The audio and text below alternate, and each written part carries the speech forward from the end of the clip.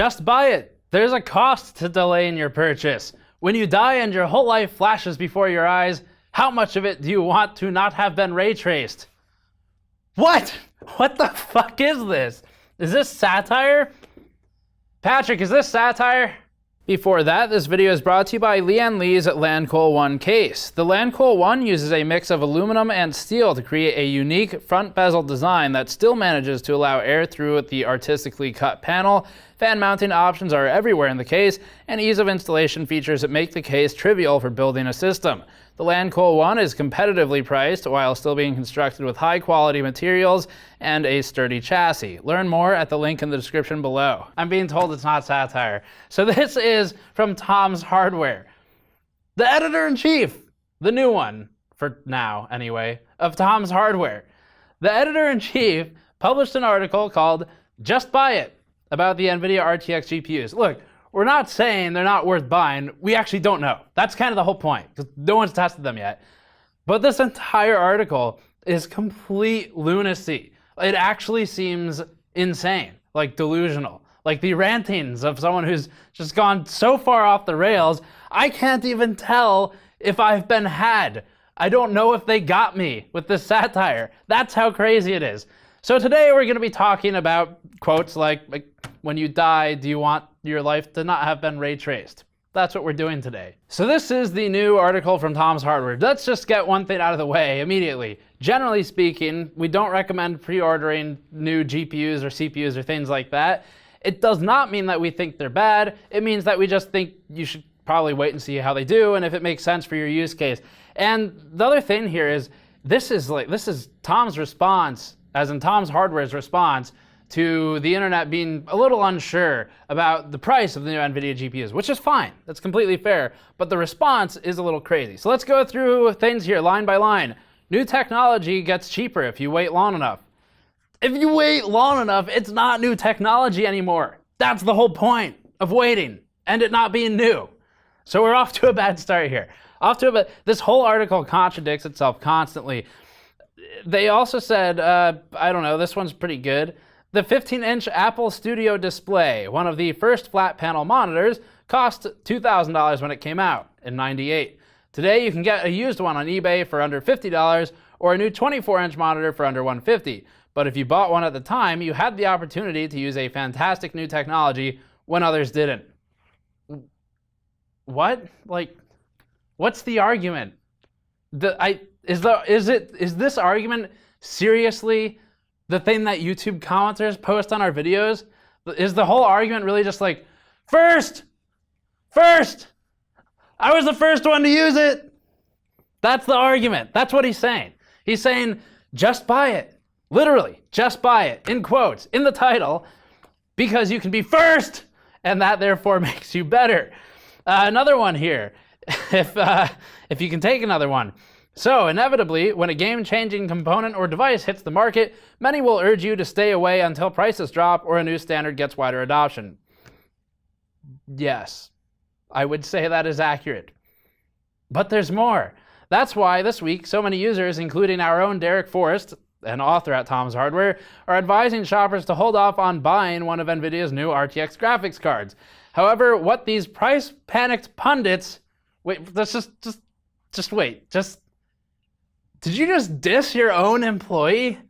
Price-panicked pundit Derek Forrest, who said you should wait to buy the cards because presumably this person is reasonable. I haven't met Derek, but given that his employer is calling him panicked and insulting him in an article, I'm willing to take his side on this one. Went further to say, what these price-panicked pundits, like my own employee, don't understand because they're idiots. This is all the parts that are in brackets. He didn't. It's kind of implied. What they don't understand is that there's value in being an early adopter, and there's a cost to either delaying your purchase or getting an older generation product so you can save money. Let me repeat that and just kind of truncate the middle. There's a cost to saving money. The more GPUs you buy, the more money you save. That's right. The more GPUs you buy, the more money you save. That is not how money works. There's one instance where money works that way. And it's not this one. So there's a cost to delaying your purchase. The only time that this makes sense is if you live and die by ray tracing. Maybe you're a developer and you really want to get ahead of the curve, or maybe you're Pixar and you render things that are ray traced and you could actually use this to speed up the processing so that your movies get done faster. Then there is an opportunity cost to delaying your purchase. If you are 90% of the people reading this article and you want to play games sometimes, then no, not buying something doesn't cost you money. That's kind of how it works. That's the whole point of not buying the thing, is that it, in fact, it does not have a cost, as evidenced by the latter half of this sentence that says you can save money. Again, contradicting itself. So this is the same kind of mentality where you walk into a department store, see a bunch of stuff you don't need for sale in the impulse purchase aisle, and go, I can save so much money by buying all of this stuff. Unless they are literally giving you money to take those things, you're not saving or making any money in this transaction. Or perhaps if you were to use it for a business application, as indicated previously. But that's not really who this article was targeted at. So opportunity cost here doesn't quite apply. If you want to play video games like Avram, the editor-in-chief of Tom's here, seems to, based on the, I don't know, do you want to live your whole life without seeing a ray-traced game comment, then I would say yes, actually you can save money by waiting a little bit. And also just a quick aside here. Isn't it kind of weird that a publication which gets viewers because it reviews stuff so people know if they should buy it or not is saying, actually just you know what, just cut us completely out of the equation. Oh, they're trying to help us. Tom's is trying to help us. They're trying to help us put them out of business by saying, cut us out of the equation, just buy the stuff. You don't need third parties like us. What do we know anyway? And you know what, Tom's, actually, based on this article, would probably agree with you. And I'm so sorry to all of the authors at Tom's who actually know what they're talking about. So next one here. While we don't have final benchmark results, just stop, man. Just stop. What are you doing? The new features and enhanced performance of the Turing cards make them worth buying now, even at sky-high prices. Okay, what happened, Tom? What have you become? Look at yourself. I'm using Tom as an all-inclusive term here for anyone who works at Tom's Hardware.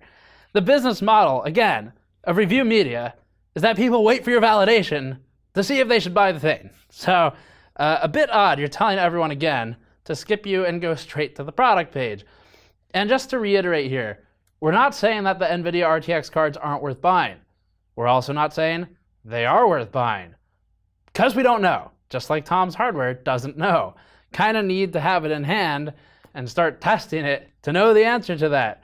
So this isn't about NVIDIA, it's not about NVIDIA's prices, it's not about RTX even. It's about the insanity of this content piece. Next one. You could buy the last generation GTX 1080 Ti for as little as $526. But if you do, you won't be able to take advantage of key RTX features like real-time ray tracing and great 4K gaming performance until your next upgrade. First of all, the 1080 Ti does 4K just fine. Thank you very much. So that is incorrect. Secondly, you can't take advantage of it anyway because those games don't exist yet. So sure, some will eventually exist with RTX or ray tracing features or whatever. But most people buying a 1080 Ti are probably aware that it is in fact not a 2080 Ti. So that doesn't make it bad. At Tom's own suggested price of $526, that's actually a great purchase. So I don't know, I don't really quite get what this means. In fact, Andrew behind the camera and I tried to understand this paragraph for quite a few minutes and we couldn't come up with anything. So very, very confusing. At that price, actually, the 1080 Ti is a great deal. So next point. So the next one, next line in here. Unless you plan to upgrade your GPU every year, you're going to be stuck with technology that looks much more outdated in 2019 and 2020 than it does in 2018. That is, again, accurate. and also probably 2021 and 2022, and generally as things age, they get older. The next part of this, yes, there are only 11 announced games that support ray tracing and only 16 that support DLSS, but there will be a lot more in the months and years ahead. Do you want to put yourself behind the curve? Again, is this satire? Like, I genuinely don't understand the statement. It sounds like he's saying, unless you're going to do this thing that's crazy, like upgrade your GPU every year, you'll have outdated technology. So, Patrick, I need your help. So the question is, what's the point that he is trying to convey?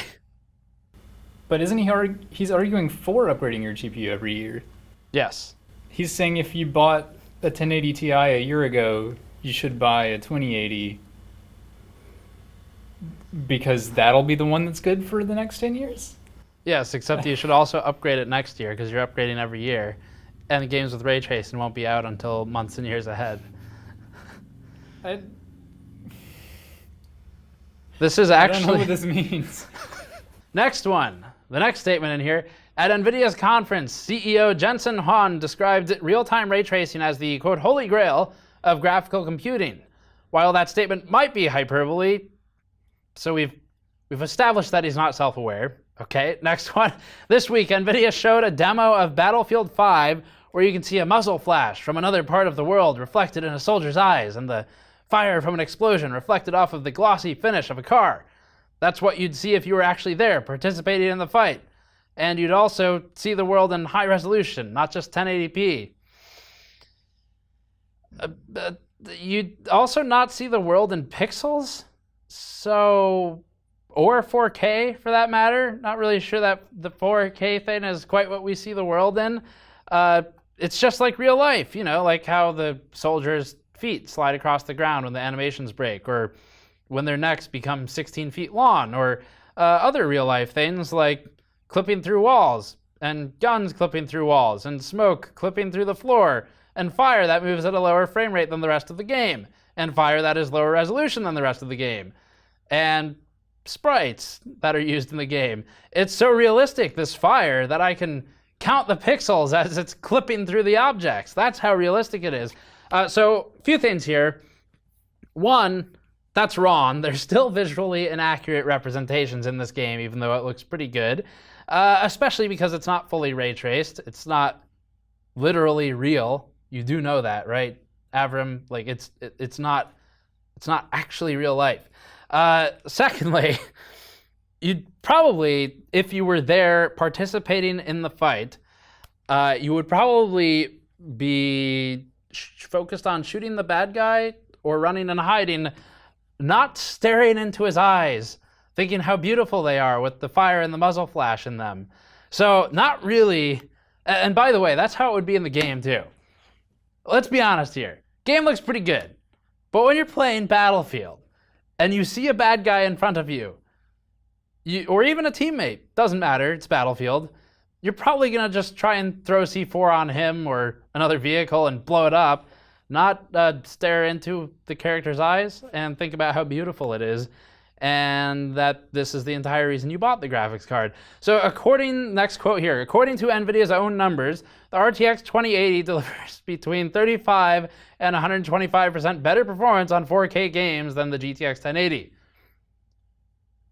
The RTX 2080 delivers between 35 and 125% better performance.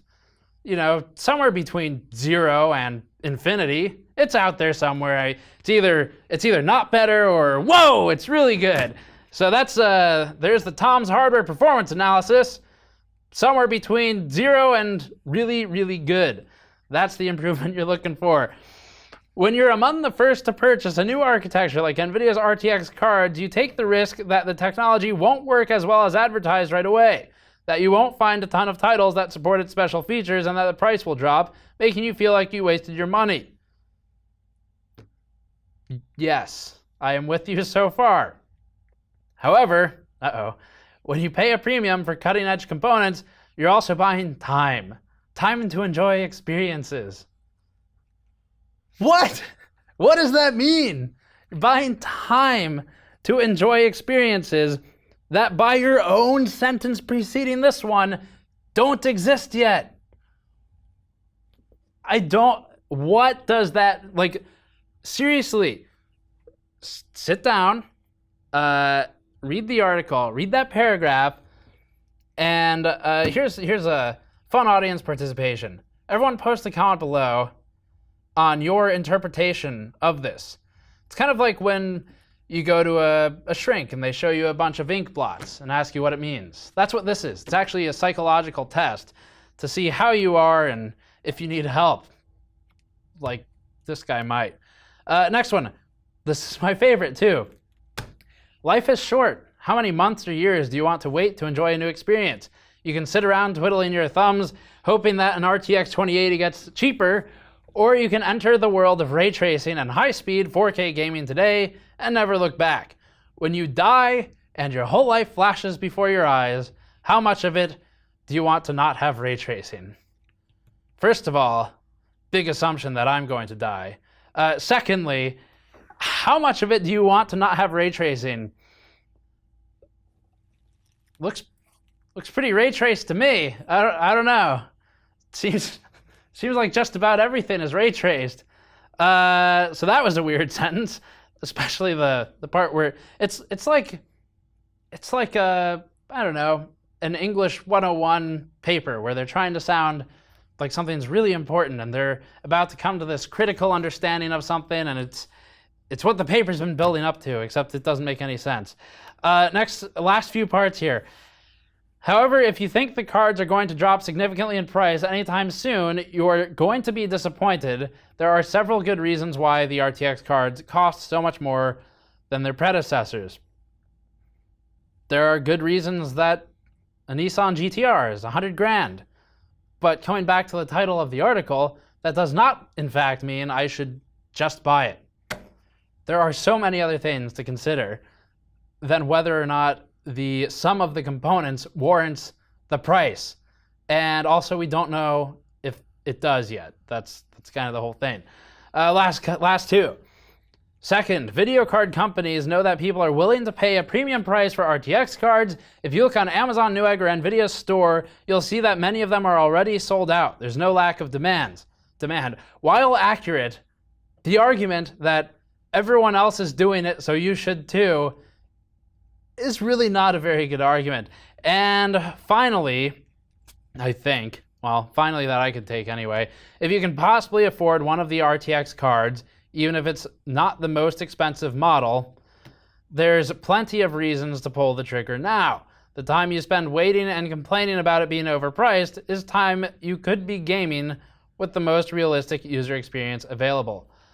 Actually, no, it's not, because you'd be buying it on pre-order, and so they're not mutually exclusive. You can both pre-order something and complain. In fact, you can even play games and complain about what you paid for them. So once again, nonsensical sentence or collection of words in the disguise of a sentence. And also, not buying the most expensive model, we don't know where the 2070 lands in the stack of performance. It could be the case that it's not as good as a 1080 Ti in games that don't use ray tracing. We don't know. So this whole thing, the whole article, I'm gonna save you the time. You've seen everything there is to see, and I am very sorry for bringing this to your attention, and I apologize for the aneurysm that you're going to have, because you probably also don't understand what many of the conflicting sentences actually amount to. So Tom's Hardware, thank you very much for the content piece. It was a lot of fun. I hope to do it again sometime. Keep it up. Great job. And for everyone else, subscribe for more. As always, you can go to store.gamersnexus.net to pick up one of our GN Cobalt Blue beer glasses, because you're going to need to drink a lot of it after this, let's be honest. And you can go to patreon.com/gamersnexus to help us out directly. Thanks for watching. I'll see you all next time.